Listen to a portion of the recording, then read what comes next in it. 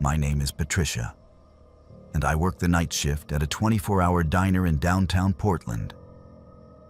I have always prided myself on being street smart and independent. After 6 years of walking home alone at 2 in the morning, I thought I had seen everything the city could throw at me. I was wrong.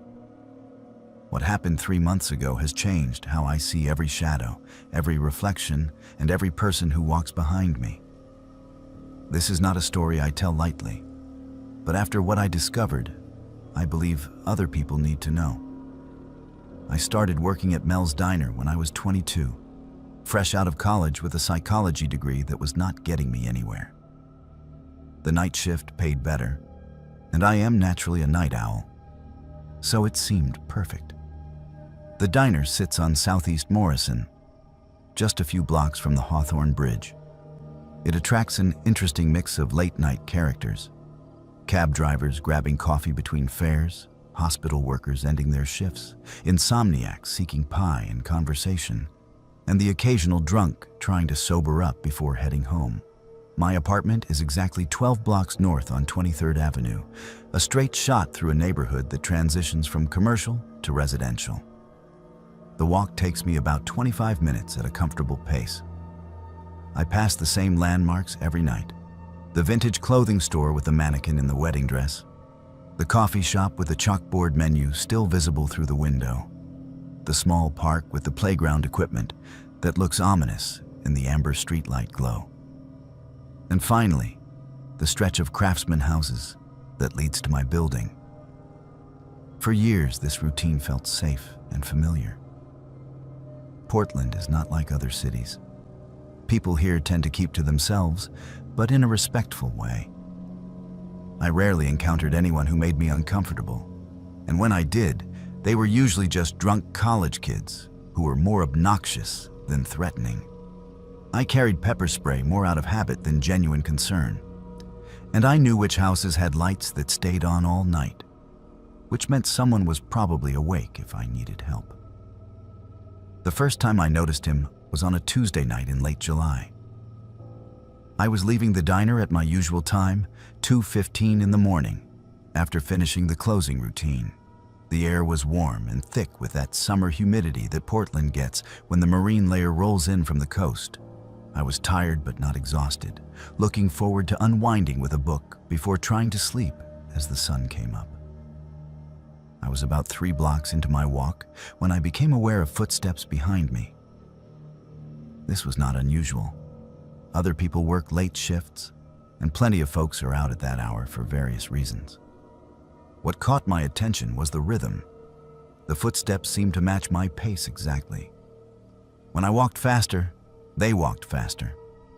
When I slowed down to look in a shop window, they slowed down too. I turned around casually, pretending to check my phone, and saw a figure about half a block behind me.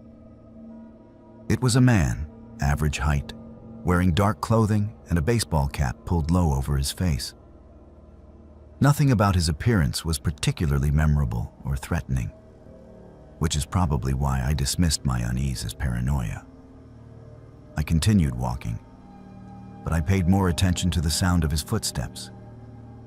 They stayed consistently the same distance behind me. When I reached the small park, I decided to test my suspicion. Instead of walking straight through on the main path, I took a detour around the playground equipment. The footsteps followed the same route. My heart rate picked up slightly, but I told myself this could still be a coincidence. Maybe he lived in my neighborhood and was simply taking the same route home. I reached my apartment building without incident. The man continued walking past as I climbed the steps to my front door, and I caught a glimpse of his profile. He appeared to be in his 30s, clean-shaven, with light hair visible under the cap. Nothing about him seemed particularly threatening in the few seconds I saw him clearly. I went inside, locked my door, and tried to shake off the feeling that something was not right. 3 nights later, on Friday, the same thing happened. This time, I was more alert from the beginning of my walk. The diner had been busier than usual, and I did not leave until almost 2:30. I was mentally reviewing my weekend plans when I heard the footsteps start up behind me, maybe 2 blocks from the diner.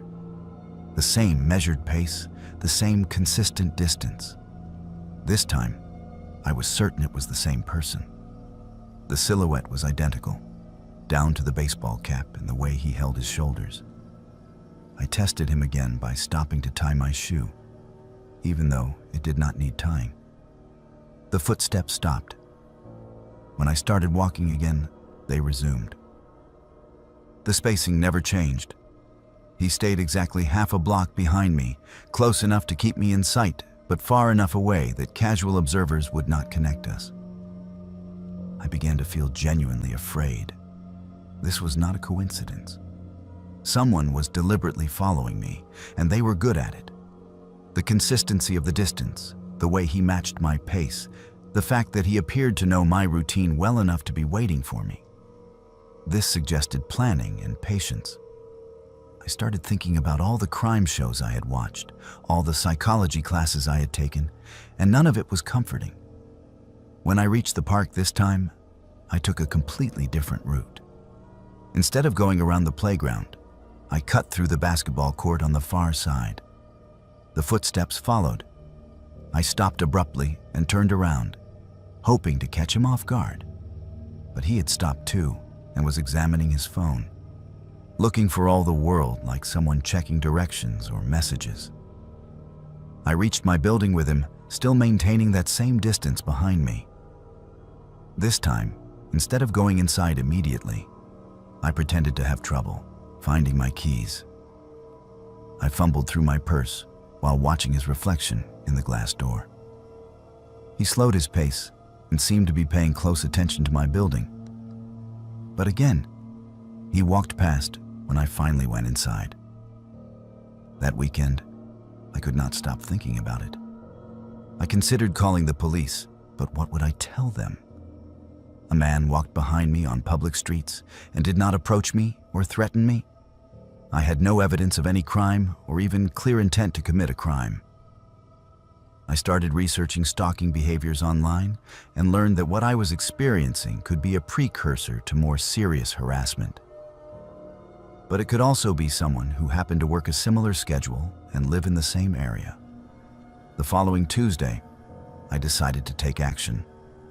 I left the diner at my usual time, but immediately turned east instead of north, taking a completely different route that would add about 10 minutes to my walk, but would take me through a more populated area with better lighting.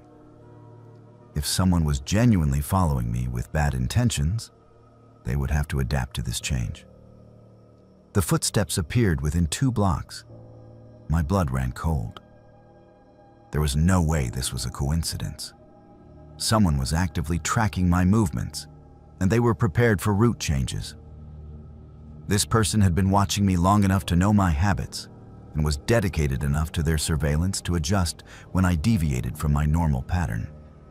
I stayed on the busier route, walking past a 24-hour grocery store and a gas station that always had customers, even at this hour. The footsteps maintained their distance. When I finally turned north toward my neighborhood, taking a route that would bring me to my building from a different direction, the follower stayed with me.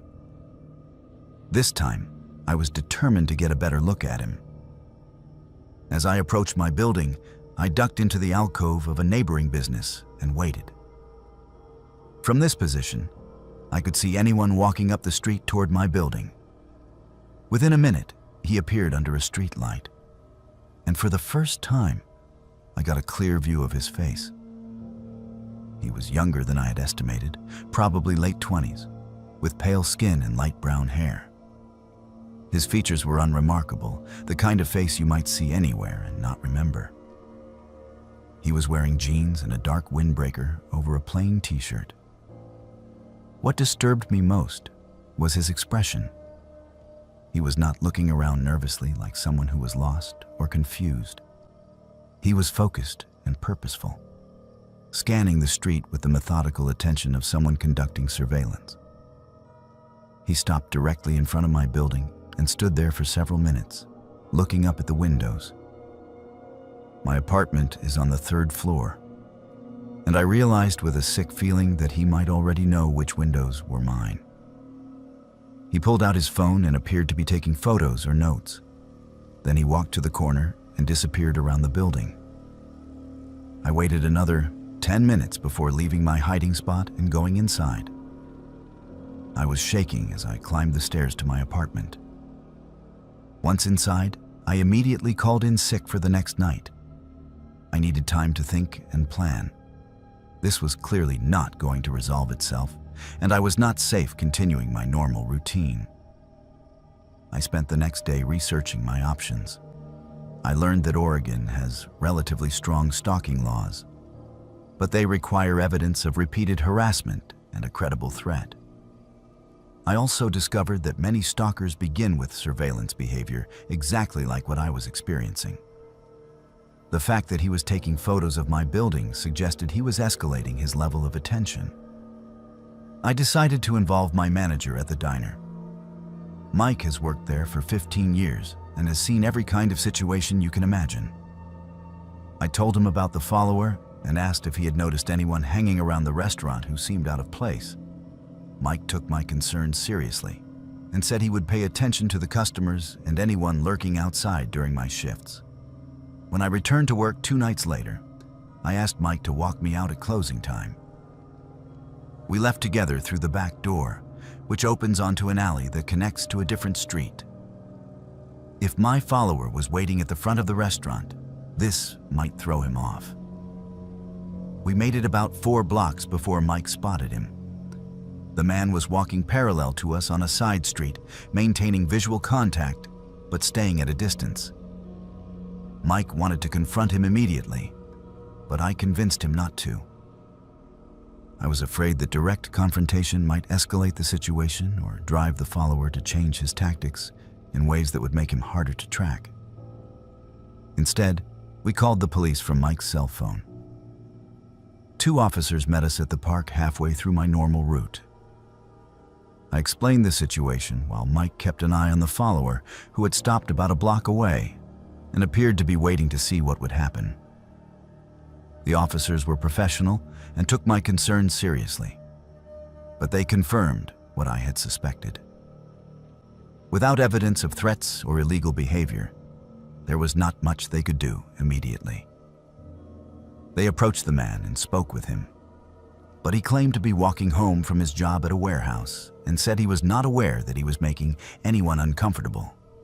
The officers got his identification and confirmed that he lived in an apartment about 6 blocks from my building, which would make our routes legitimately overlap. His name was David Chen, and he had no criminal record. The officers advised him to take a different route home to avoid any appearance of harassment, and they advised me to document any future incidents and call them immediately if he approached me or if I felt threatened. David Chen apologized to the officers for any misunderstanding and walked away in the opposite direction. I thought that might be the end of it. Mike walked me home that night, and I felt relieved that the situation had been addressed without escalating into something more serious. I was wrong. The next night, the footsteps were back. This time, David was more careful. He stayed farther away, sometimes crossing to the opposite side of the street. But he was definitely still following me. I called the police again, but by the time they arrived at our agreed meeting spot, he had vanished. This pattern continued for the next week. David became increasingly sophisticated in his surveillance. He would sometimes walk ahead of me and then double back, or he would parallel my route from several blocks away and only become visible when I was nearly home. He seemed to have studied the patrol patterns of local police and knew how to avoid being spotted when I called for help. I started varying my schedule and route randomly, but it did not matter. He always found me. I began to suspect that he was watching the diner and timing his surveillance to begin when I left work. Mike confirmed this theory when he spotted David sitting in a car across the street during my shift, pretending to read while actually watching the front door. The situation reached a crisis point on a Thursday night in late August. I had been dealing with David's stalking for almost a month, and the stress was affecting my sleep, my work performance, and my mental health. I was constantly anxious, jumping at every sound and checking over my shoulder compulsively. I had started carrying my pepper spray in my hand during the entire walk home. That night, I left work at the usual time, but took a route I had never used before, hoping to break the pattern. I walked west for several blocks before turning north, then took a zigzag path through residential streets that should have been impossible to predict. The footsteps found me anyway. This time they were closer. David was no longer maintaining his careful half-block distance. He was maybe 30 feet behind me, and when I turned to look, he did not bother to pretend he was doing something else. He just stared at me with an expression I could not read in the dim light. I started walking faster. He matched my pace. I began to jog. He jogged too. When I broke into a run, he ran after me. And for the first time, I realized that this situation might be about to become physically dangerous. I ran toward the brightest lights I could see, which turned out to be a 24-hour gas station about 3 blocks away. I could hear David's footsteps behind me, and they were getting closer. Just as I reached the gas station, he called out my name. "Patricia!" Hearing my name spoken by this stranger in the dark was one of the most terrifying moments of my life. It confirmed that his interest in me was personal and specific, not random. He knew who I was. I burst through the gas station door and told the clerk that someone was following me and I needed to call the police. The clerk, a young man named Kevin, immediately locked the door and called 911 while I tried to catch my breath and watch the parking lot through the window. David did not come into the gas station. Instead, he stood in the parking lot for a few minutes, staring at the building.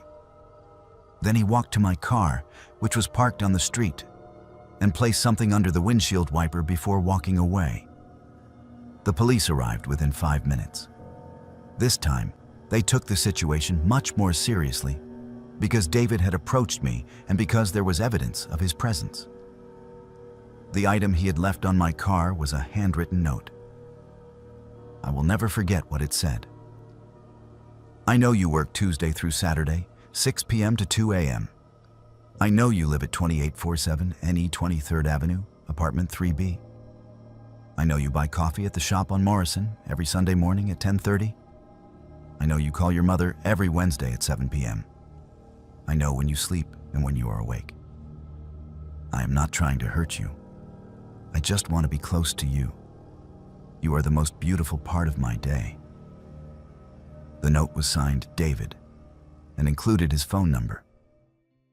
Reading those words was like having ice water injected into my veins. This person had been watching me far longer than I realized, and far more closely. He knew details about my life that he could only have learned through extensive surveillance. The reference to calling my mother was particularly disturbing because I made those calls from inside my apartment, which suggested he might have found a way to listen to my conversations. The police arrested David that night and charged him with stalking. In his apartment, they found photographs of me taken with a telephoto lens, copies of my work schedule that he had somehow obtained, and detailed notes about my daily routine. He had been following me for almost 3 months before I noticed him. During the investigation, I learned that David had been fired from his warehouse job 2 weeks before I first spotted him, which meant he had been dedicating his entire nights to stalking me. He had also been following other women in the past, though none of them had reported it to police.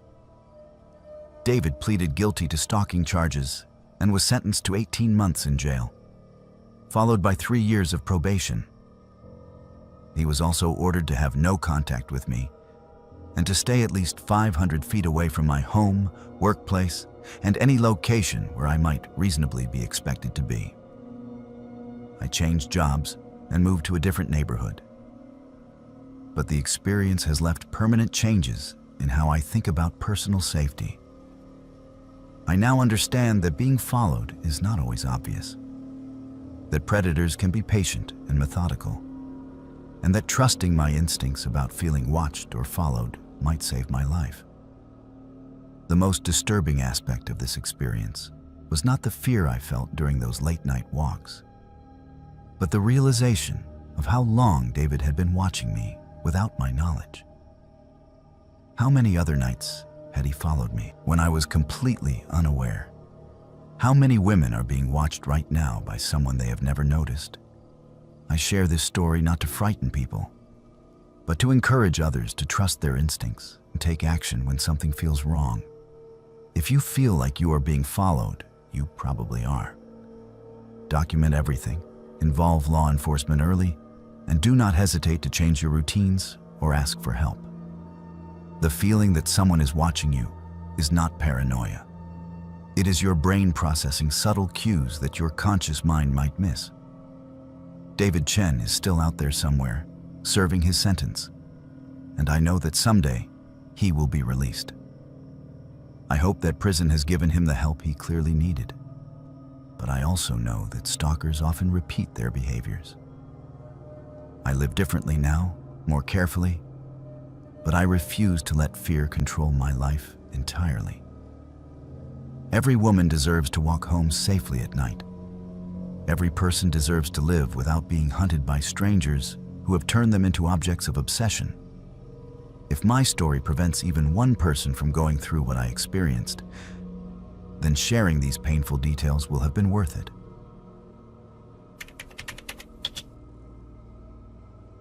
My name is Michael, and I am a college student in Detroit. I thought I knew the city well enough to walk anywhere, even at night. Growing up in the suburbs of Wayne County, I had always heard stories about dangerous parts of the city. But after 3 years studying at Wayne State University, I believed I had developed good street sense. I knew which areas to avoid, which routes were well lit and populated, and how to carry myself with confidence to avoid looking like an easy target. What happened to me 6 months ago taught me that even familiar cities can become foreign territories when technology fails and pride overrides common sense.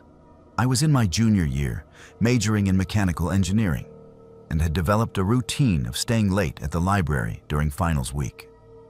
The engineering building had study rooms that stayed open 24 hours, and I preferred working there because my apartment had too many distractions.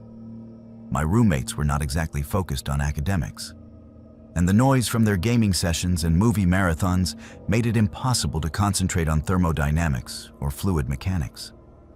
On the night in question, it was mid-December, and Detroit was experiencing one of those brutal cold snaps that make you question why anyone ever decided to build a city in this location. The temperature was hovering around 15 degrees, with a wind chill that made it feel like it was below zero. I had been studying since 6 in the evening, working through problem sets for my heat transfer course. And by the time I looked up from my textbooks, it was nearly 2 in the morning.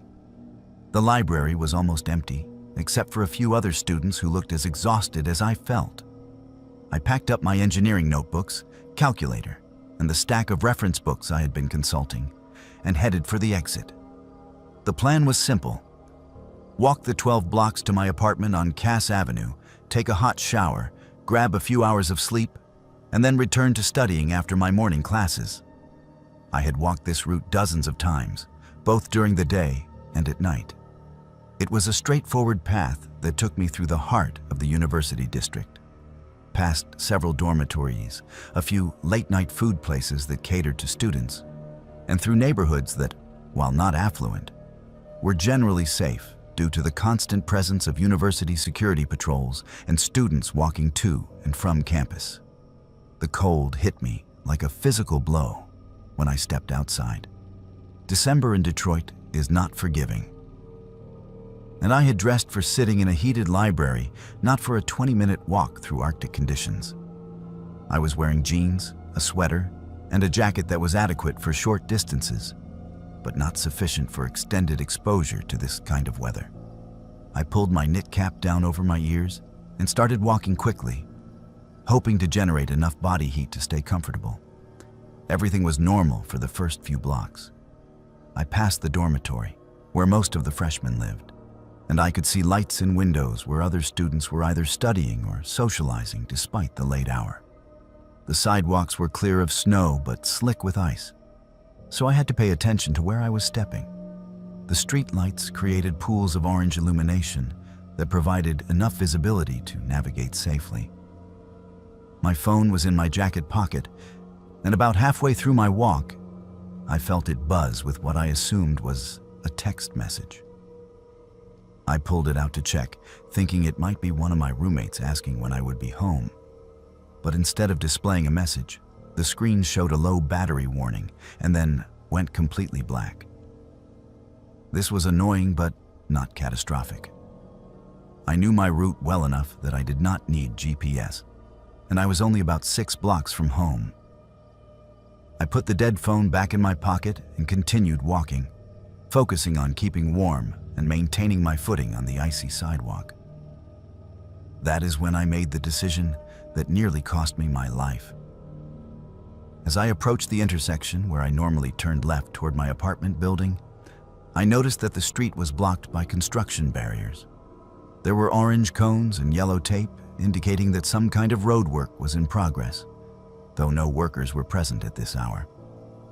The barriers completely blocked the sidewalk and forced pedestrians to cross to the other side of the street or find an alternate route. Under normal circumstances, I would have simply walked around the construction zone, adding maybe 5 minutes to my trip. But the cold was becoming unbearable, and I was starting to lose feeling in my fingers despite keeping them in my pockets. I was also exhausted from hours of studying and not thinking as clearly as I should have been. I decided to take what I thought would be a shortcut through a neighborhood I'd seen from the bus but never walked through. It was an area of older industrial buildings and warehouses that had been converted to lofts and artist studios. From what I could observe during daylight bus rides, it seemed like a trendy area where young professionals and creative types were moving as part of Detroit's urban renewal efforts.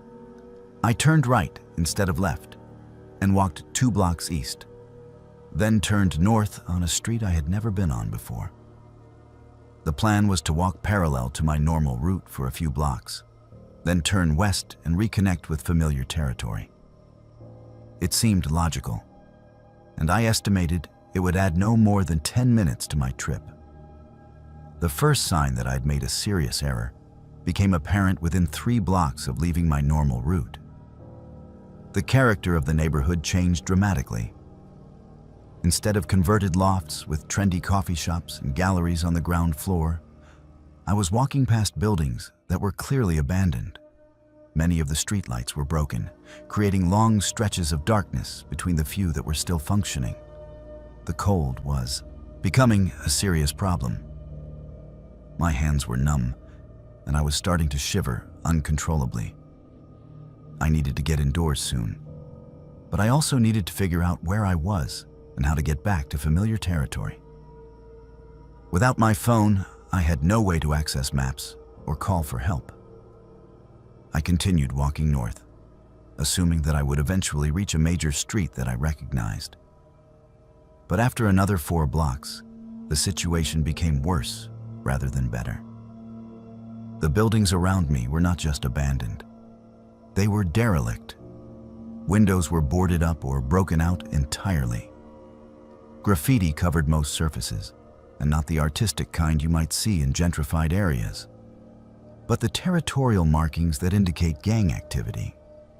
The streetlights became increasingly sporadic, and I realized I was walking through sections where entire blocks had no illumination at all.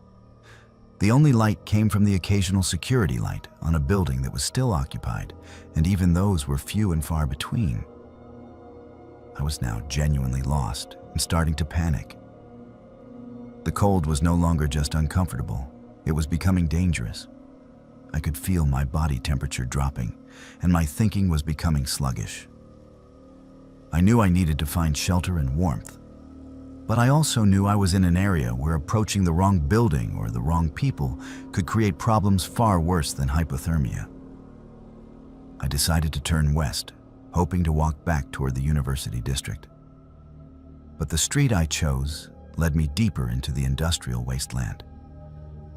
I was now walking between massive abandoned factory buildings that blocked out what little ambient light came from the city. The silence was complete except for the sound of my footsteps echoing off concrete walls and the distant hum of highway traffic. After another 10 minutes of walking, I realized I was completely disoriented. The streets in this area did not follow the grid pattern I was familiar with from the university district. They curved and dead-ended in ways that made no sense, probably following the original industrial layout from decades ago when this area was active manufacturing. I was beginning to experience the early stages of hypothermia. My shivering had become violent and uncontrollable, and I was having trouble concentrating on navigation. I knew I needed to find shelter immediately, even if it meant breaking into an abandoned building. That is when I saw the light. About 2 blocks ahead, I could see illumination coming from what appeared to be a large building. As I got closer, I could make out that it was some kind of warehouse or factory that was still in operation. There were vehicles in a fenced parking area, and I could hear the sound of machinery running inside. I approached the building with relief, thinking I could ask for help or at least warm up for a few minutes while I figured out how to get home. The building had loading docks and what appeared to be a night shift working inside. I could see people moving around through windows that were not covered. I walked up to what looked like the main entrance and knocked on the door. After a few minutes, a man opened it. He was in his 40s, wearing work clothes and a suspicious expression. Behind him, I could see several other men who had stopped what they were doing to look at me. I explained that I was lost and cold and asked if I could use a phone to call someone to pick me up. The man looked me up and down, taking in my university sweatshirt, my backpack full of textbooks, and my obvious distress from the cold. "You are not supposed to be here," he said. "This is private property." I apologized and explained that I was just trying to find my way back to the university area. But the man's expression became more hostile rather than sympathetic. He stepped outside and closed the door behind him, cutting off my view of the interior. "Listen, college boy," he said. "You need to leave right now and not come back.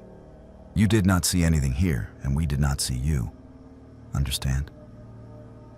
I was confused by his reaction, but I was also too cold and disoriented to argue. I thanked him and turned to leave, but he grabbed my arm. "Which way did you come from?" he asked. I pointed in the direction I had been walking from, and he shook his head. "Do not go back that way. Walk south for 4 blocks, then west until you hit Woodward Avenue. Follow Woodward north back to campus. Do not stop, do not talk to anyone, and do not come back here."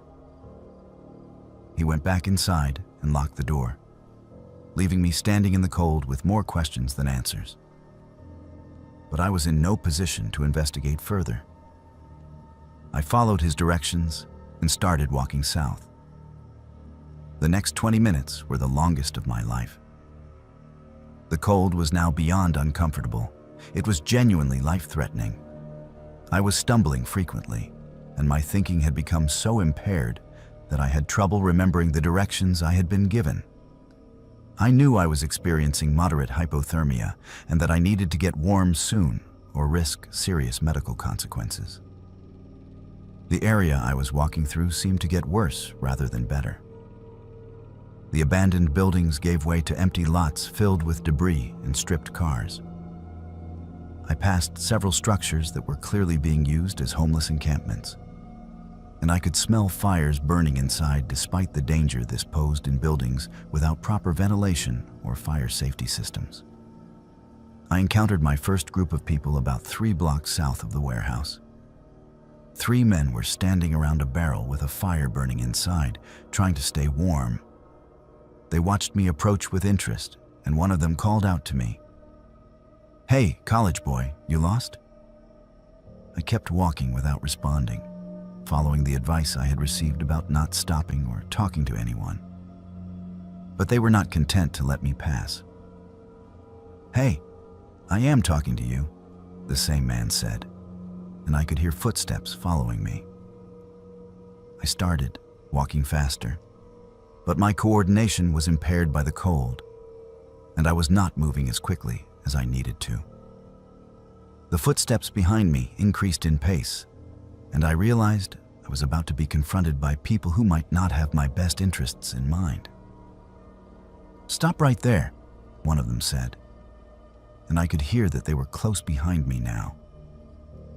I turned around to face them, hoping that direct eye contact and a calm demeanor would de-escalate the situation. There were 3 of them, all men in their 20s or 30s, dressed in heavy coats and boots suitable for the weather. They did not look like they were homeless. They looked like they lived in this area and considered me an intruder. "What are you doing here?" the apparent leader asked. He was a tall man with a beard and a scar across his left cheek. "This is not tourist territory." I explained that I was lost and trying to get back to Wayne State, but this seemed to amuse rather than satisfy them. "Wayne State," one of the others repeated. "You hear that? College boy thinks he can just walk through here like he owns the place." I assured them I meant no disrespect and was just trying to get home, but the situation was clearly escalating in a direction I did not like. The leader stepped closer to me, close enough that I could smell alcohol on his breath. "See, here's the thing," he said. "This is our neighborhood. People do not just wander through here without paying a toll. You understand what I'm saying?" I did not have much money with me, maybe $20 in cash, but I was prepared to give them whatever I had if it would allow me to continue safely. I reached for my wallet, but the leader grabbed my wrist. "Not so fast," he said. "First, we need to know what you were doing at Rodriguez's place." I had no idea what he was talking about, but I realized they must have seen me at the warehouse. I explained that I had just asked for directions because I was lost, but this seemed to make them more suspicious rather than less. "Nobody just asks Rodriguez for directions," the bearded man said. "That is not how this works. You either have business there or you are some kind of cop." The situation was deteriorating rapidly, and I was beginning to realize that these men might represent a serious threat to my safety. They were clearly associated with whatever operation was running out of that warehouse, and they suspected I was either law enforcement or some kind of rival. I tried to back away, but there were 3 of them, and they had positioned themselves to block my escape routes. The cold was still sapping my strength and impairing my judgment, but adrenaline was beginning to counteract some of the effects of hypothermia. "Look," I said, "I do not know anything about any Rodriguez or what goes on in that warehouse. I am just a student trying to get home. I got lost because of construction on my normal route and my phone died. I am not a cop. I am not a rival. I am nobody. Important." The leader studied my face for a long moment, then looked at my backpack and the engineering textbooks visible through the partially open zipper. "Show me your student ID," he said. I fumbled through my wallet with numb fingers and produced my Wayne State identification card. He examined it carefully, comparing the photo to my face, then handed it back. "You are telling the truth about being a student," he said. "But that does not change the fact that you saw something you were not supposed to see, and you are in a place you are not supposed to be." One of the other men whispered something to the leader that I could not hear, and his expression became more serious. "Here is what is going to happen," he said. "You are going to give us that $20 you were reaching for, and then you are going to walk straight south for 6 blocks without looking back. When you get to the main road, you are going to turn west and not stop until you reach civilization. and you are never going to come back to this area, and you are never going to tell anyone what you saw tonight. If you do, we will find you. Wayne State is not that big, and we know people who know people, understand? I nodded and handed over the money. $20 was a small price to pay for safe passage out of this situation. The leader pocketed the cash and stepped aside. "Remember what I said about not looking back?" he warned. "We are going to watch you until you are out of our territory. And if you do anything stupid like try to circle back or call the cops from the first phone you find, there will be consequences." I walked away as quickly as my frozen legs would carry me, fighting the urge to run because I knew that would make me look guilty of something. I could feel their eyes on me for several blocks, but I did not turn around to check. The 6 blocks to the main road felt like 6 miles. I was now seriously hypothermic and having trouble maintaining my balance. My hands and feet were completely numb, and I was beginning to experience the confused thinking and poor coordination that indicates severe heat loss. When I finally reached Woodward Avenue, the sight of normal city traffic and functioning streetlights was like emerging from a nightmare into reality. I was still several miles from campus, but I was back in civilization where I could flag down a taxi or call for help from a business that was still open. I managed to find a gas station with a payphone and called my roommate to pick me up. While I waited for him to arrive, I sat in the heated convenience store and tried to warm up while the clerk kept a concerned eye on me. When my roommate arrived and saw my condition, he wanted to take me to the emergency room. But I convinced him I would be okay with warm clothes and hot drinks. We went home, where I spent the next hour in a hot shower trying to restore circulation to my extremities.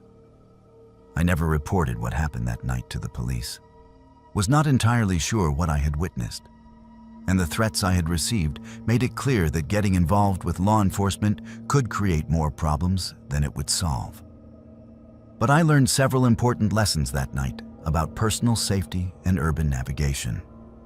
First, never walk alone in an unfamiliar area, especially at night and especially in a city like Detroit, where the character of neighborhoods can change dramatically within a few blocks. Second, always carry backup power for your phone and let someone know your planned route and expected arrival time. Third, trust your instincts about dangerous situations and do not let pride or stubbornness override common sense. Most importantly, I learned that even cities you think you know can harbor areas that operate by completely different rules than the rest of society. What I stumbled into that night was clearly some kind of organized criminal operation, and my presence there was interpreted as a threat that needed to be neutralized. I still live in Detroit and still attend Wayne State, but I have never again deviated from well-traveled routes. And I never walk alone at night without telling someone where I am going and when I expect to arrive. The $20 I lost that night was the cheapest education I ever received about the reality of urban life and the importance of situational awareness. That experience taught me that there are places in every city where the normal social contract does not apply, and stumbling into them accidentally can have serious consequences. I was lucky that the people I encountered were more interested in protecting their operation than in harming a random college student. But the outcome could have been very different. I share this story as a reminder that technology failures can quickly turn routine activities into dangerous situations, and that pride and overconfidence can lead to poor decisions that put you at risk. Always have a backup plan. Always let someone know where you're going. And always trust your instincts when a situation feels wrong. My name is Linda, and I have always believed in the kindness of strangers. That belief almost cost me everything. Growing up in a small town outside Phoenix, I was raised to trust people and to accept help when it was offered. My parents taught me that most people are fundamentally good, and that acts of kindness between strangers are what make society function. This worldview served me well for 28 years, until one night when my faith in human nature was nearly fatal. I work as a nurse at Phoenix General Hospital, and I had just finished a double shift that ended at 11 p.m. on a Tuesday in September. I was exhausted and looking forward to getting home to my apartment in Tempe, taking a hot bath, and sleeping for 10 hours straight.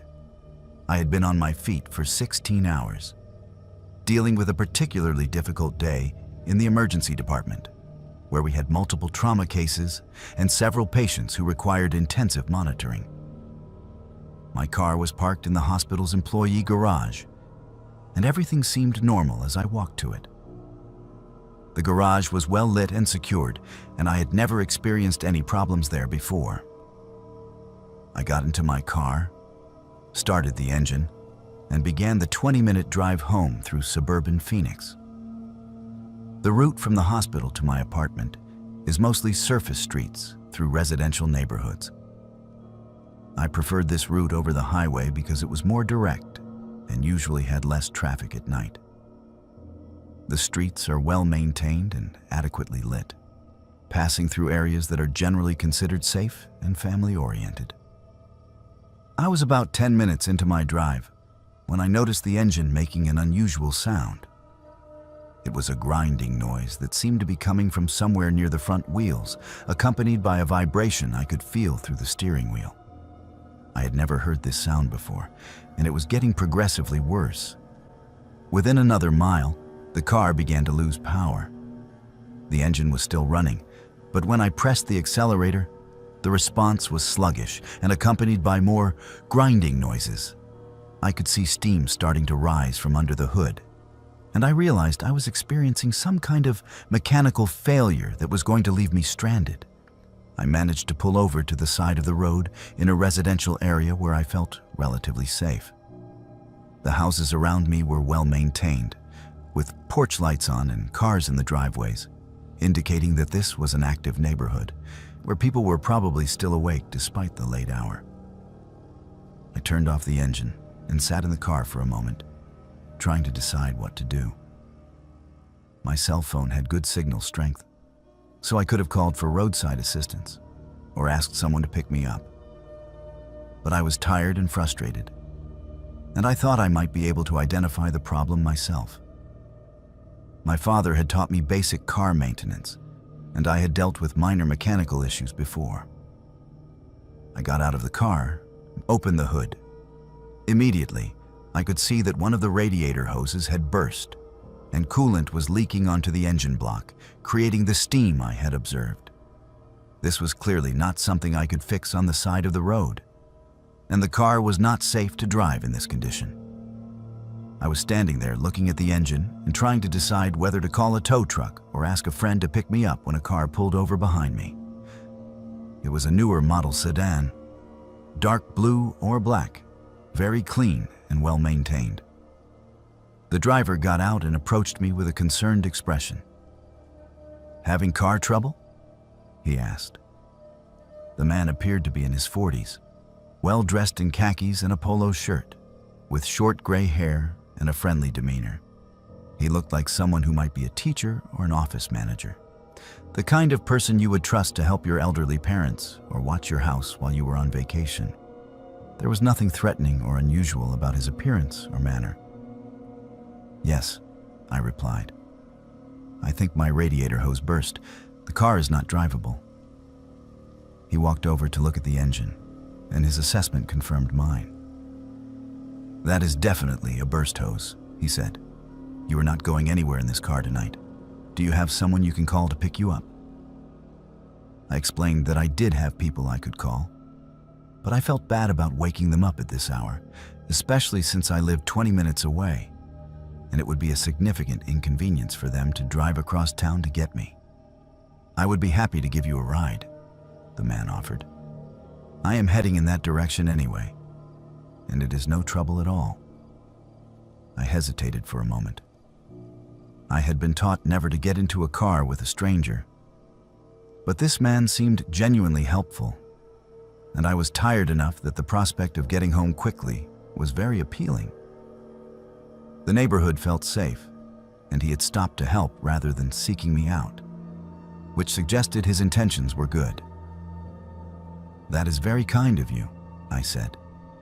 "Are you sure it is not out of your way?" "Not at all," he replied.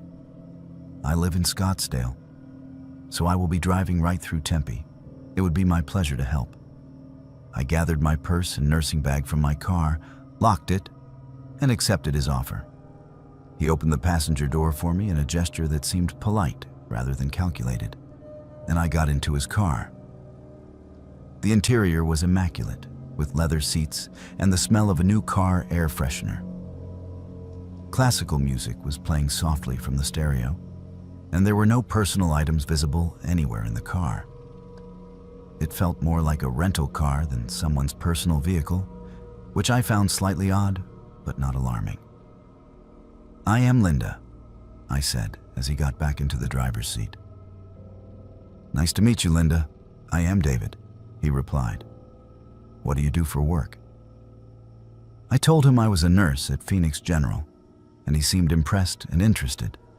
He asked questions about my job that seemed genuine and appropriate, and he shared that he worked in insurance and was familiar with the hospital because his company processed claims for medical facilities.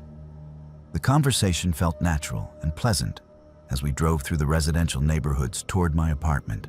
David was knowledgeable about the area and made comments about local restaurants and businesses that suggested he really was familiar with the route we were taking. About 5 minutes into the drive, I noticed we were taking a slightly different route than I would have chosen. But Phoenix has many ways to get from one place to another, and I assumed he was taking streets he was more familiar with.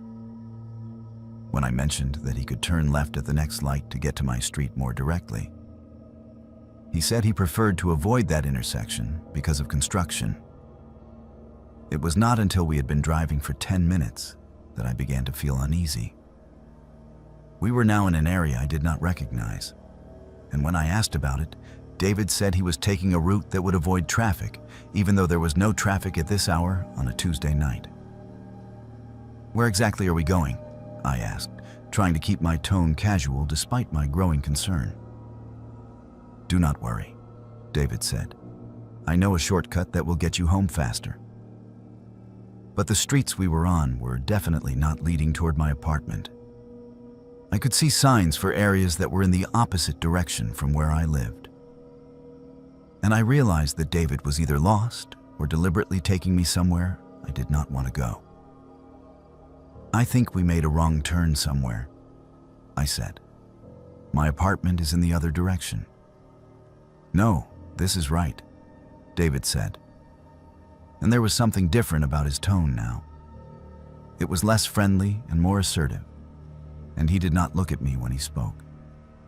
I reached for my cell phone to check our location on GPS, but David noticed the movement and reacted quickly. "Put the phone down," he said, and now his voice was completely different. There was no trace of the helpful stranger who had stopped to assist me with my car trouble. I looked at him more carefully and realized that his appearance had changed subtly. His posture was more tense, his expression was harder, and he was gripping the steering wheel in a way that suggested he was prepared for me to try something. "I want to get out," I said. "Please stop the car and let me out." "That is not going to happen," David replied. "We are going to take a little drive, and you are going to sit quietly and not cause any problems." I reached for the door handle, but heard the click of the automatic locks engaging. I was now trapped in the car with someone who had revealed himself to be something very different from the Good Samaritan who had offered to help me. My nursing training had included some basic instruction about personal safety in crisis situations, and I knew that my chances of survival decreased significantly if David succeeded in taking me to whatever destination he had in mind. I needed to escape from the car while we were still in a populated area where I might be able to get help. I started looking for opportunities to jump from the vehicle. We were driving through an area with shopping centers and restaurants, some of which were still open despite the late hour. If I could get out of the car near other people, I might be able to get help before David could recapture me. David seemed to sense my intentions and began driving more aggressively, accelerating through intersections and making turns that would make it difficult for me to safely exit the vehicle. But he also had to obey traffic laws to avoid attracting attention from police, which meant he had to slow down for red lights and stop signs. As we approached a major intersection with a gas station and a 24-hour diner, I saw my opportunity. David had to stop for a red light, and there were other cars around us, along with people visible outside the businesses. I reached for the door handle again, hoping the locks had disengaged when we stopped, but they had not. David noticed my movement and grabbed my wrist with his free hand. "Do not even think about it," he said. "If you try to run, I will catch you, and then things will get much worse for you." But I could see people outside the diner, and I knew this might be my only chance to escape before David took me somewhere isolated where no one would hear me scream. I started hitting the window with my fist and shouting for help, hoping someone would notice. David released my wrist and reached across me to grab something from the glove compartment. I caught a glimpse of what appeared to be a knife or some other kind of weapon, and I knew I had to act immediately. As the light turned green and David began to accelerate, I grabbed the steering wheel and yanked it hard to the right, causing the car to swerve toward the curb. David fought me for control of the vehicle, and we both struggled as the car lurched across the intersection. The car jumped the curb and scraped along a concrete barrier before David regained control and steered back onto the road. But the incident had slowed us down enough that I was able to reach the door lock mechanism and unlock my door. As David accelerated again, trying to get away from the intersection where our struggle might have been observed, I opened the door and threw myself out of the moving vehicle. I hit the asphalt hard and rolled several times before coming to rest on the shoulder of the road. I was scraped and bruised, and my left shoulder felt like it might be dislocated. But I was alive and free from the car. David did not stop to try to recapture me. He accelerated away and disappeared into traffic, leaving me lying on the side of the road with injuries that required medical attention, but were not life-threatening. Several people had witnessed my escape from the car, and someone had already called 911 by the time I was able to sit up and assess my condition. An ambulance arrived within minutes, followed by police officers who took my statement about what had happened. The investigation revealed that David was not his real name, and the car he had been driving was reported stolen earlier that day from a rental car company. The license plate number I was able to provide led police to security camera footage that showed him switching plates in a parking lot. But they were never able to identify him or locate him. The detective assigned to my case told me that my experience matched a pattern of similar incidents in the Phoenix area over the previous 6 months. Several women had reported being approached by a well-dressed, friendly man who offered assistance with car trouble or other problems, then attempted to abduct them. I was the first victim who had managed to escape and provide a detailed description of both the perpetrator and his methods. I spent one night in the hospital for observation and treatment of my injuries, which included road rash, bruised ribs, and a separated shoulder. But I was lucky to be alive, and I knew it. If I had not acted when I did, David would have taken me somewhere isolated where the outcome would have been very different. The experience has fundamentally changed how I think about accepting help from strangers. I still believe that most people are fundamentally good, but I also understand that predators deliberately exploit our trust and kindness to gain access to victims. I share this story as a warning to others, especially women, about the tactics used by people who prey on those in vulnerable situations. Car trouble, a dead cell phone battery, being lost in an unfamiliar area. These are all situations where we might be tempted to accept help from someone who appears friendly and trustworthy. The most important lesson I learned is that it is always better to call for help from someone you know, even if it is inconvenient for them, rather than accepting assistance from a stranger. If If you must accept help from someone you do not know, do it in a public place where other people can observe the interaction, and trust your instincts if something feels wrong. David presented himself as exactly the kind of person you would want to encounter in a crisis. Helpful, competent, and trustworthy. But predators are skilled at creating false personas that appeal to our desire to believe in human kindness. The fact that someone appears normal and helpful does not mean they are safe. I was fortunate to escape with my life and relatively minor injuries. But I know that other women who encountered this same predator may not have been as lucky. The police investigation is still active, and I hope that my testimony will eventually help bring this person to justice and prevent him from harming others.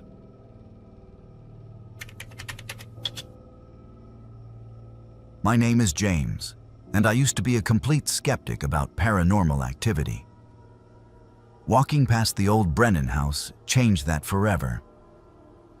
I am a structural engineer who believes in logical explanations, scientific method, and rational thought. I have always found stories about ghosts and hauntings to be nonsense believed by people who lack critical thinking skills. What happened to me on a foggy October night in Charleston has challenged everything I thought I knew about reality. I moved to Charleston 3 years ago for a job with a historic preservation firm. The city's combination of centuries-old architecture and modern engineering challenges appealed to me, and I found an apartment in the French Quarter within walking distance of both my office and the best restaurants downtown. Charleston is a city built for walking, especially in the evening when the temperature drops and the humidity becomes bearable. I developed a routine of taking long walks after work, exploring different neighborhoods, and studying the architectural details that have allowed these buildings to survive for centuries. The historic district is particularly fascinating. With its antebellum mansions, cobblestone streets, and carefully preserved structures that tell the story of 300 years of American history. The Brennan House sits on a corner lot on Lagar Street, surrounded by an elaborate wrought iron fence that has been painted black so many times, the original decorative details are nearly obscured. The house itself is a 3-story Georgian mansion built in 1847, with tall windows, ornate columns, and a wraparound porch that speaks of Southern wealth and elegance from before the Civil War. What makes the Brennan House different from other historic mansions in the area is that it has been abandoned for almost 20 years. The windows are boarded up, the paint is peeling, and the once manicured gardens have grown wild with neglect. According to local stories, the house has been haunted since the 1920s, when the last member of the Brennan family died under mysterious circumstances. I had walked past the house dozens of times during my evening strolls, always dismissing the local ghost stories as tourist attractions designed to separate visitors from their money. Charleston has built an entire industry around its supposed supernatural history, with ghost tours running every night and guidebooks full of stories about restless spirits and unexplained phenomena. The night that changed my perspective was October 15th, a Tuesday evening when Charleston was experiencing an unusual weather pattern that had brought dense fog in from the harbor. The fog was so thick that streetlights created only small pools of visibility, and the historic district took on an otherworldly atmosphere that made even familiar streets feel strange and disorienting. I had finished dinner at a restaurant on King Street and decided to walk home despite the poor visibility. I enjoy the challenge of navigating by memory and landmarks, and I thought the fog added an interesting element to my usual route through the historic neighborhoods. As I approached the intersection where the Brennan house sits, I noticed something that stopped me in my tracks. One of the third-floor windows, which I knew had been boarded up for years, was showing light. Not electric light, but the warm, flickering glow of candles or oil lamps. I stood at the corner for several minutes, staring at the window and trying to think of logical explanations. Perhaps the boarding had fallen away from the inside, allowing light from a street lamp to shine through. Or maybe homeless people had broken into the house and were using candles for illumination. As I watched, a shadow moved across the lighted window. It was clearly the silhouette of a person, and from the size and movement, it appeared to be a woman in a long dress. She moved slowly from one side of the window to the other, paused for a moment as if looking out, then disappeared from view. My engineering mind immediately began analyzing what I had observed. The movement was too deliberate and purposeful to be caused by something inanimate like curtains or debris. Someone was definitely inside the house, despite the fact that it had been legally condemned and was supposed to be secured against entry. I decided to investigate. The property was surrounded by the wrought iron fence, but I could see that some of the fence pickets had been bent or broken, creating gaps large enough for a person to squeeze through. I found one of these gaps and managed to enter the property without difficulty. The yard was overgrown with vegetation that had been allowed to grow wild for years, creating a jungle of vines, bushes, and small trees that made navigation treacherous in the fog. As I approached the house, I could see that several of the first-floor windows had been broken, and the boarding on some of them had been pried away, creating access points. The front porch was littered with debris, and the steps leading to the main entrance were partially collapsed. I circled the house looking for signs of recent entry, and I found evidence that people had been using the property. There were empty bottles, food containers, and other trash that suggested homeless individuals or vandals had been accessing the building regularly. But what I could not find was any sign of current occupation. There were no vehicles parked nearby, no sounds coming from inside the house, and no additional lights visible from any of the windows. The third-floor window that had been illuminated when I first observed it was now dark. I stood in the overgrown yard for about 10 minutes, watching and listening for any indication that someone was inside the house. The fog made it impossible to see more than a few feet in any direction, and the only sounds were distant traffic and the occasional foghorn from the harbor. I was about to leave when the light appeared again, this time in a different window on the second floor. The same warm, flickering glow, and the same shadowy figure moving slowly past the window. But this was impossible. I had been watching the house continuously, and no one had entered or left the building during the time I had been there. I moved closer to get a better view, but as I approached the second-floor window, the light disappeared again. I waited for several more minutes, but it did not return. The house was completely dark and silent. I left the property feeling confused and unsettled. There had to be a logical explanation for what I had observed, but I could not think of one that accounted for all the facts. Someone was inside the house, but they seemed to have the ability to move from floor to floor without making any noise and to appear and disappear at will. Over the next week, I found myself thinking about the Brennan house constantly. I researched the property's history and learned about the tragic events that had supposedly led to its haunted reputation. I also discovered that other people had reported similar experiences over the years, seeing lights and figures in the windows of the supposedly empty house. The following Tuesday, exactly 1 week later, I decided to return to the house during my evening walk. This time, the weather was clear, and visibility was excellent.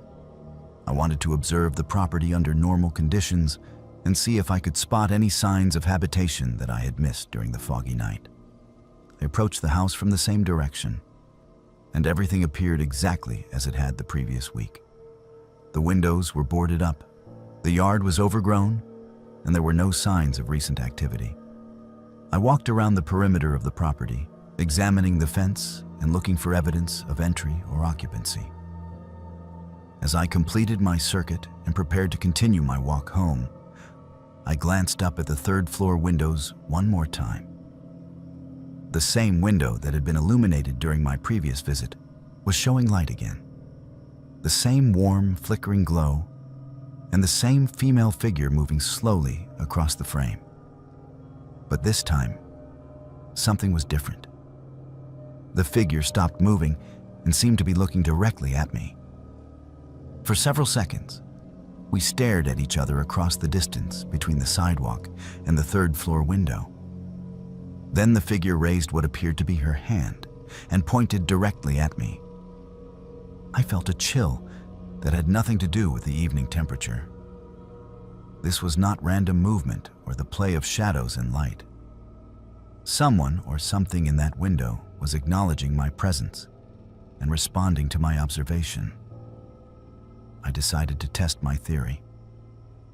I moved to a different position on the sidewalk, and the figure in the window turned to follow my movement. When I stepped behind a tree to break the line of sight, the figure moved to a different window to maintain visual contact with me. This continued for several minutes, with the figure tracking my movements and maintaining what appeared to be deliberate observation of my position. Finally, I waved at the window, and the figure waved back before disappearing completely. I stood on the sidewalk for another 20 minutes, but the light did not return, and I saw no further signs of activity in the house. I left feeling more confused than ever about what I had experienced. The third encounter occurred 2 weeks later, and it was the most disturbing. I had not planned to visit the Brennan house, but I was walking home from a late dinner when my route took me past the property. It was almost midnight, and the historic district was nearly deserted. As I approached the intersection, I saw something that made no sense. The house was completely illuminated, with warm light glowing from every window on all 3 floors. It looked exactly as it might have appeared in the 1800s, when it was occupied by a wealthy family hosting an evening social event. Through the windows, I could see people moving around inside the house. Men in formal evening wear, and women in elaborate gowns that suggested a social gathering from a century ago. I could hear music playing, the sound of conversation and laughter, and the general ambiance of a successful party. I approached the fence and saw that the yard was no longer overgrown. The gardens appeared to be perfectly maintained, with manicured lawns, pruned bushes, and flowers blooming despite the fact that it was late October. The house itself looked newly painted and maintained, with no signs of the decay and neglect I had observed during my previous visits. I stood at the fence for almost an hour, watching this impossible scene and trying to understand what I was experiencing. The people inside the house seemed to be from a different era, dressed and behaving as if they were attending a formal social event from the 1800s. As I watched, one of the women approached a window and looked out directly at me. She was young and beautiful, dressed in an elaborate blue gown that sparkled in the light. She smiled and gestured for me to come closer, and I found myself walking toward the gate without consciously deciding to do so. But as I reached for the gate handle, everything changed. The lights disappeared, the music stopped, and the house returned to its familiar state of abandonment and decay. The yard was overgrown again, the windows were boarded up, and there was no sign that anything unusual had occurred. I have never been able to explain what I experienced at the Brennan house. I have researched the property extensively and learned that similar reports have been made for almost a century, always describing the same phenomena: lights in the windows, figures moving inside, and the occasional appearance of a fully restored and occupied house. I still consider myself a rational person who believes in scientific explanations for natural phenomena. But I also know what I saw, and I cannot dismiss it as imagination or misperception. The Brennan house exists in some state that defies conventional understanding, and I was privileged to witness something that most people would consider impossible.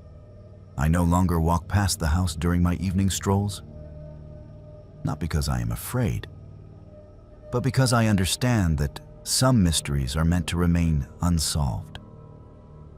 and some boundaries between past and present are not meant to be crossed by casual observers. My name is John, and I work security for downtown office buildings.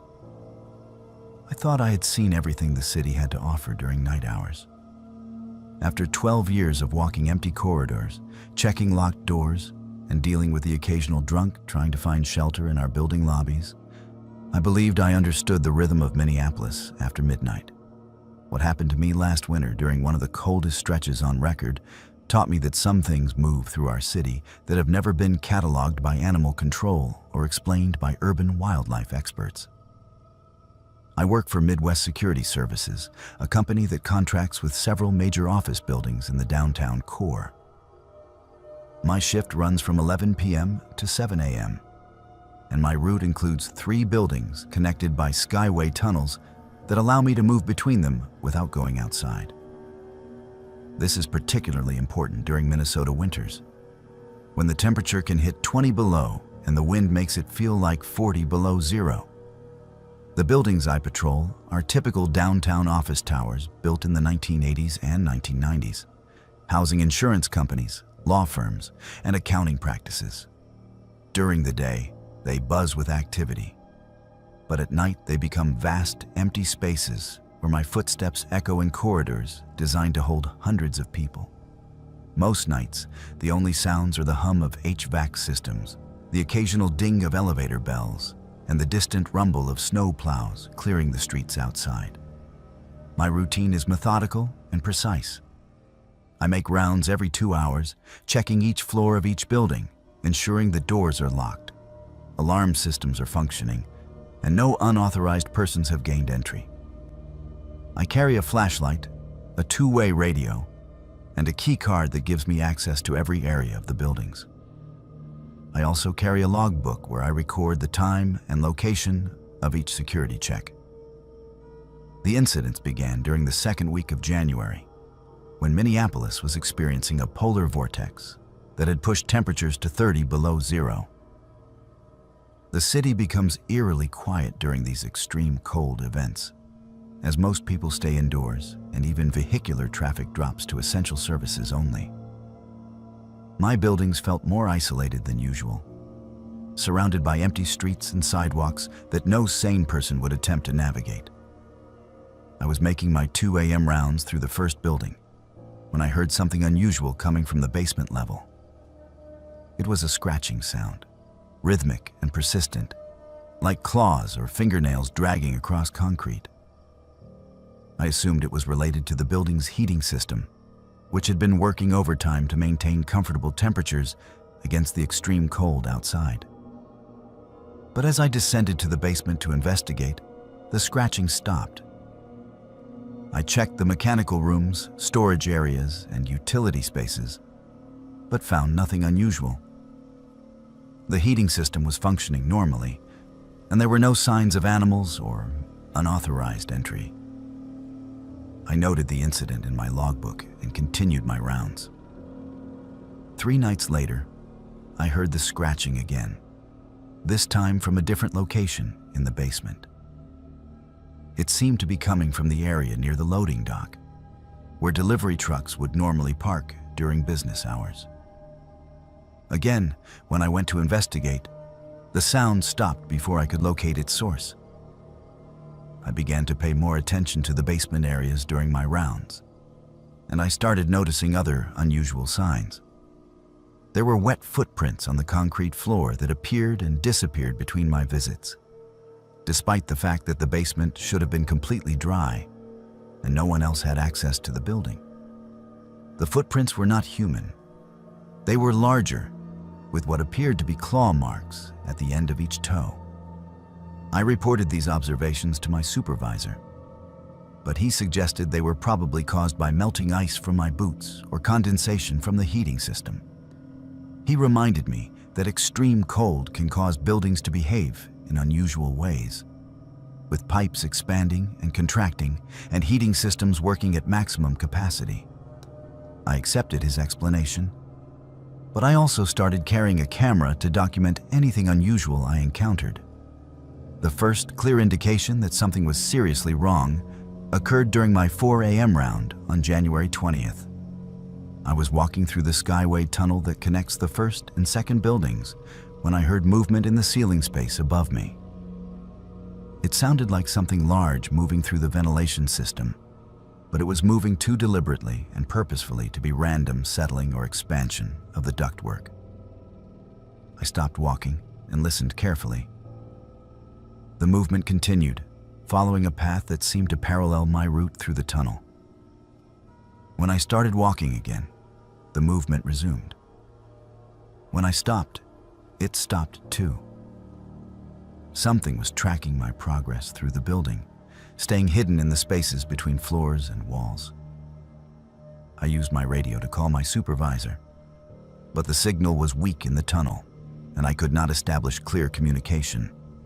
I decided to complete my rounds and file a comprehensive report when I returned to the security office in the first building. As I entered the second building, the movement in the ceiling stopped, but I could hear it resuming in the walls. It was definitely following me, staying just out of sight but maintaining awareness of my location. I began to feel genuinely concerned about my safety, though I could not have explained exactly what I was afraid of.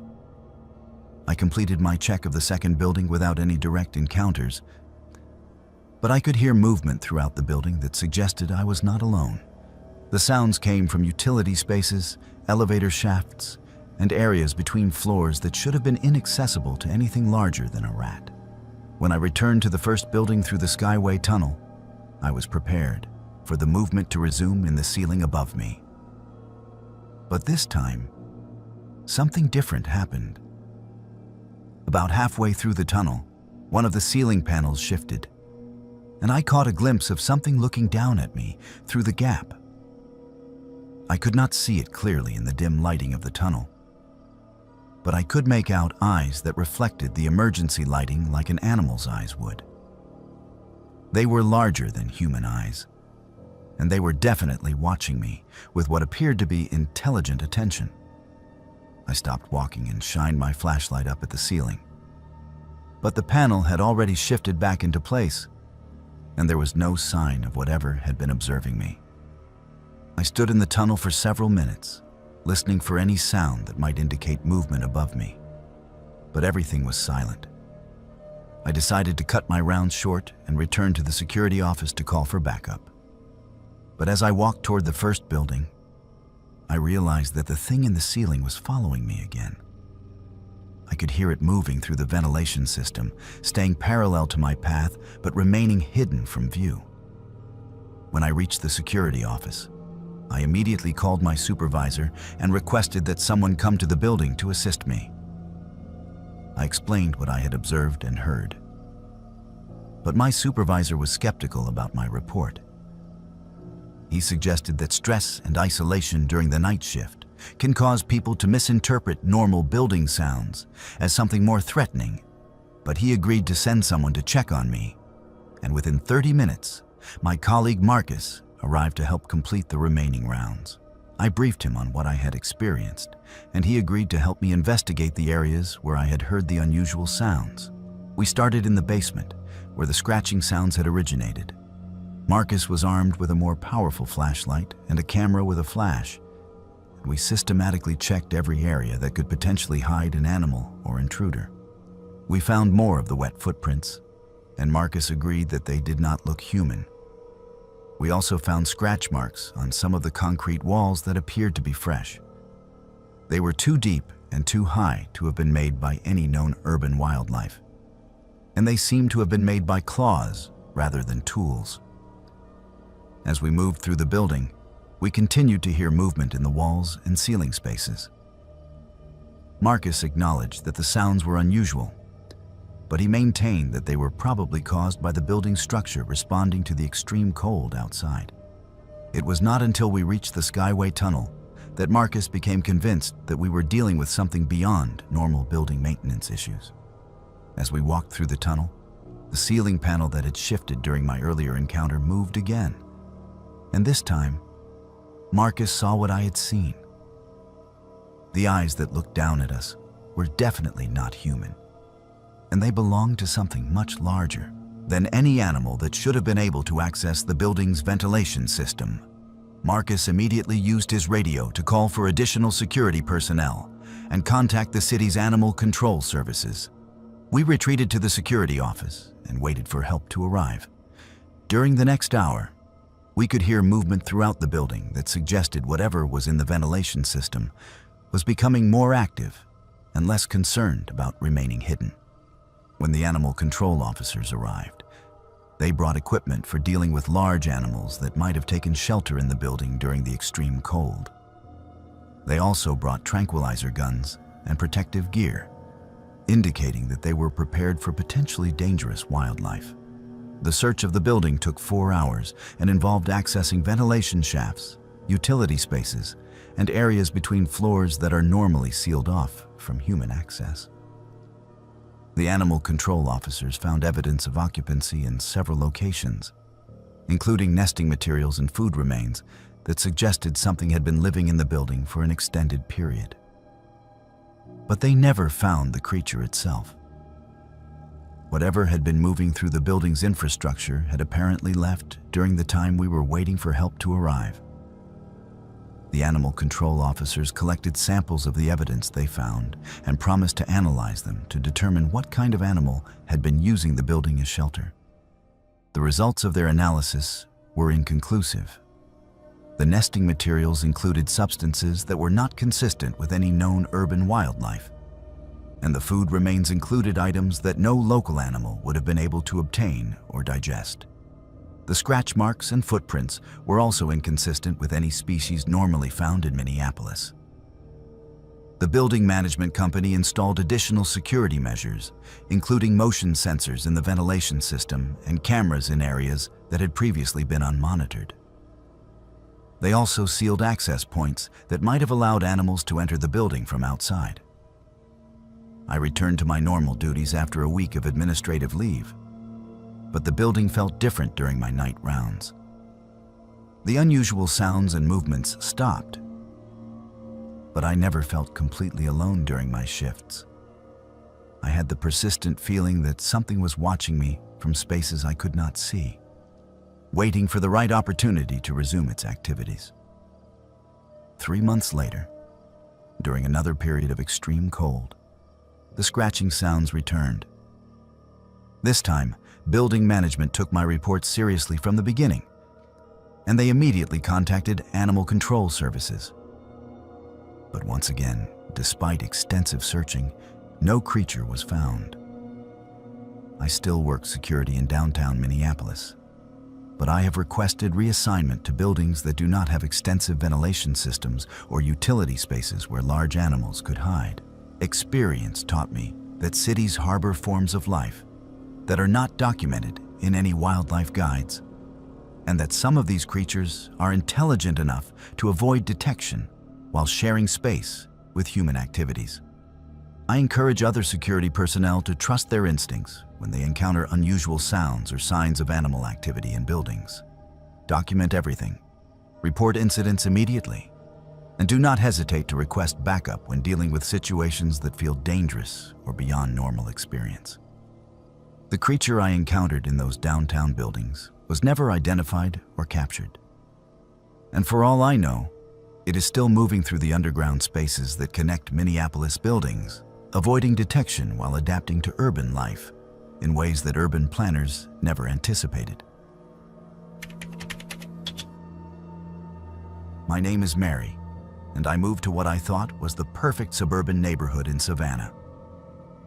I learned that perfection can hide the darkest secrets.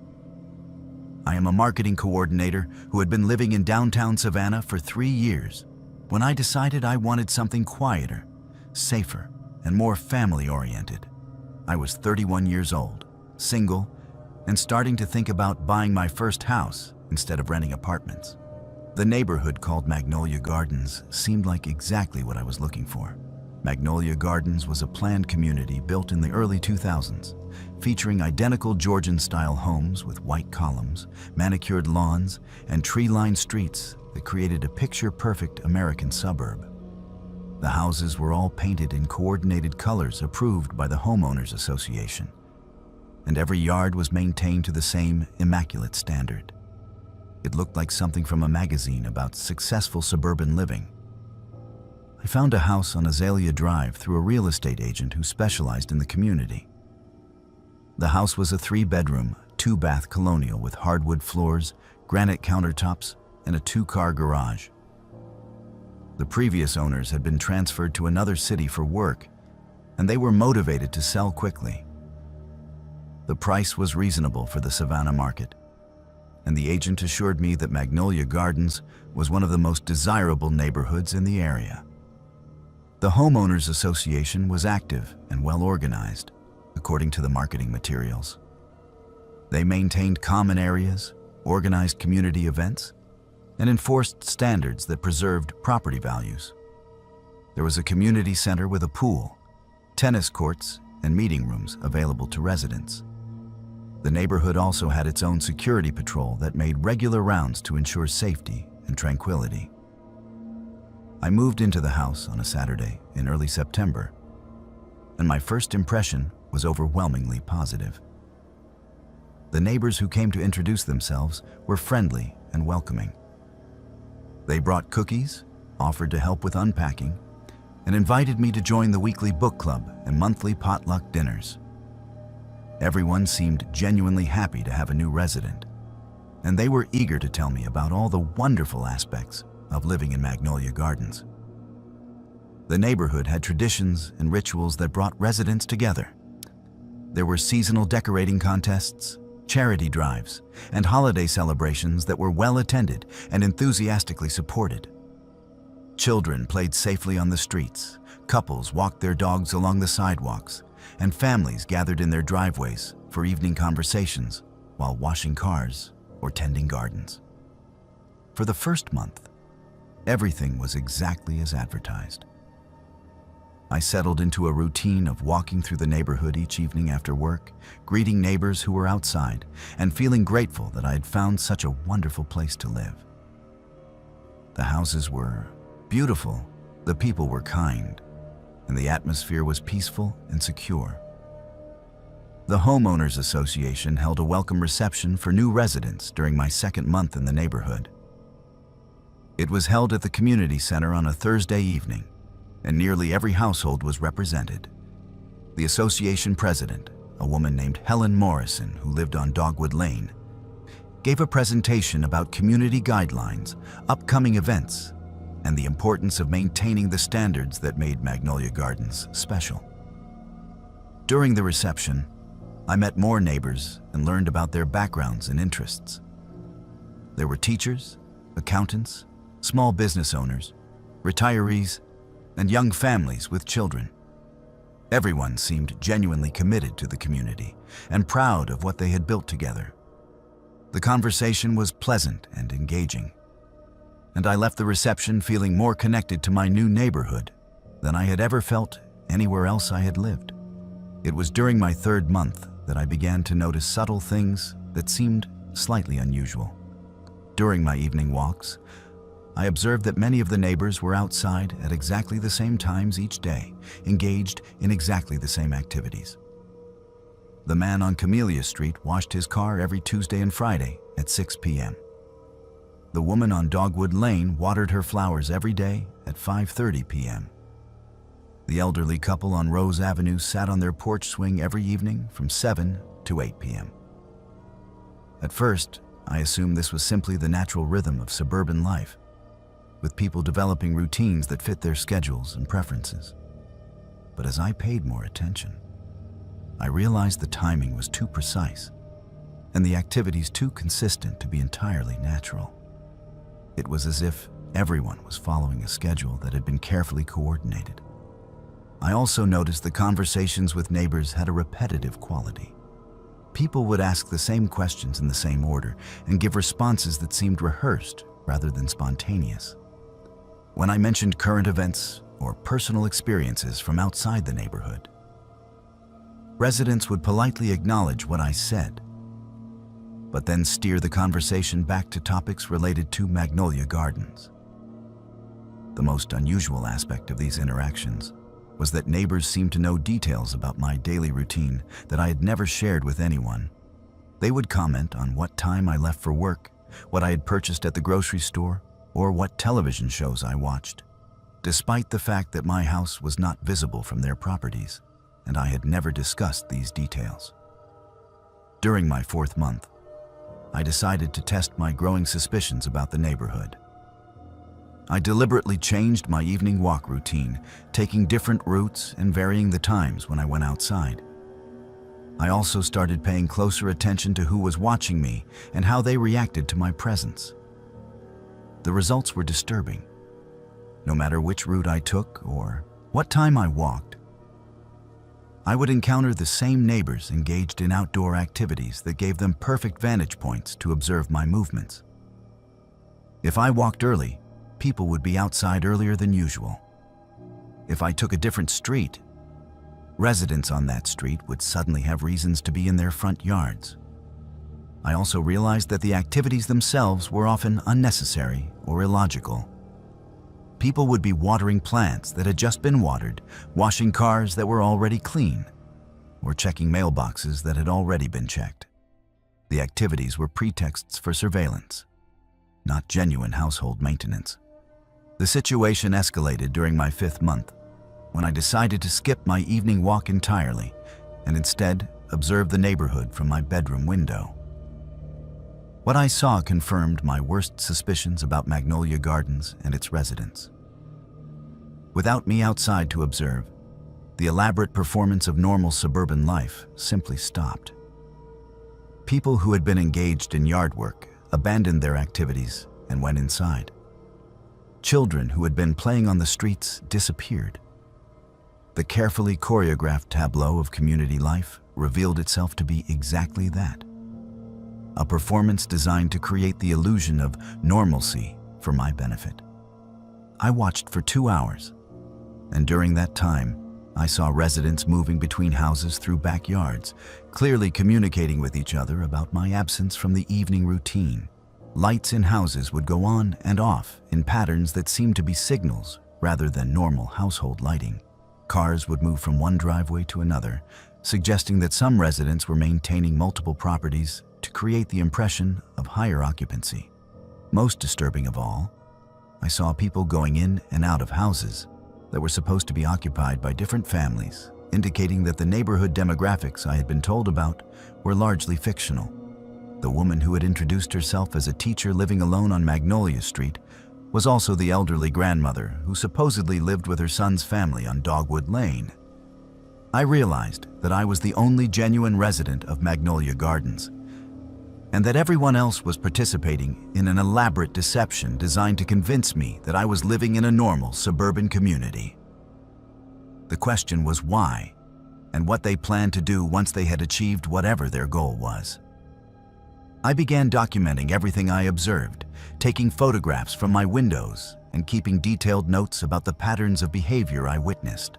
I also started researching the history of Magnolia Gardens and discovered that the community had a much more complex background than I had been told.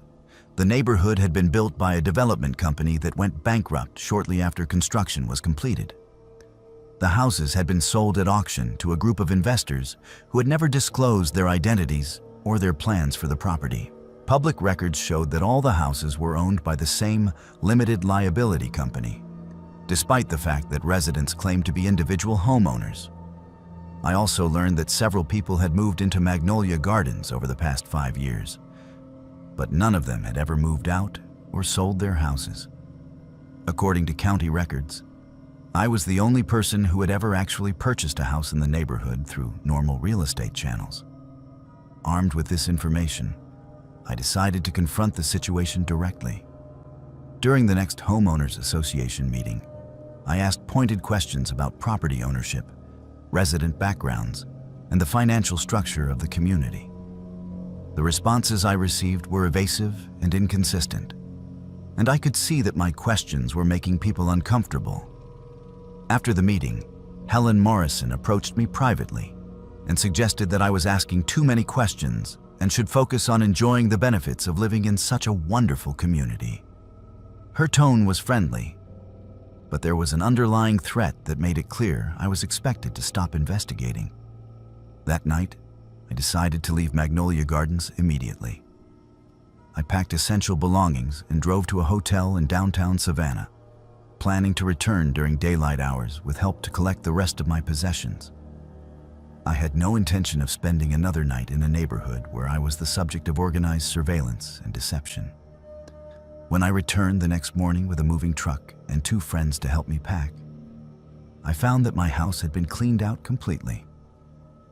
All of my furniture, clothing, and personal belongings had been removed, and the house had been restored to the same spotless condition it had been in when I first toured it.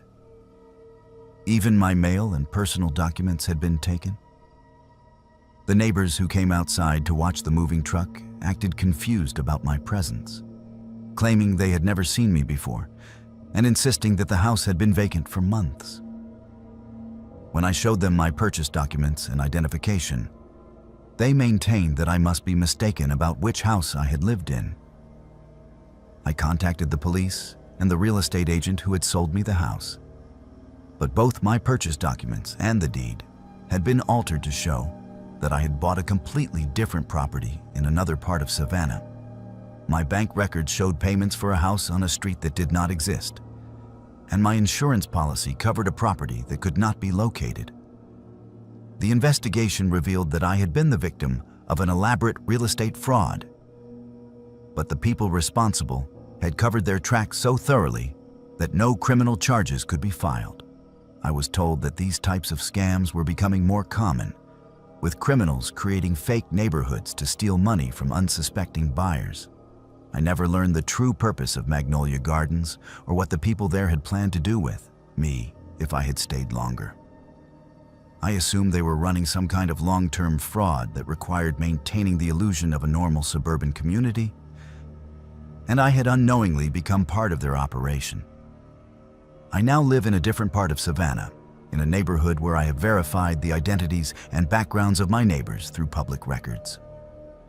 I have learned to be suspicious of any community that seems too perfect, and I always research property ownership and resident demographics before making any major housing decisions. My experience at Magnolia Gardens taught me that criminals can create convincing facades that fool even careful people, and that the appearance of safety and normalcy can hide dangerous deceptions. I share this story as a warning to others about the importance of thorough research and the danger of trusting appearances when making major life decisions.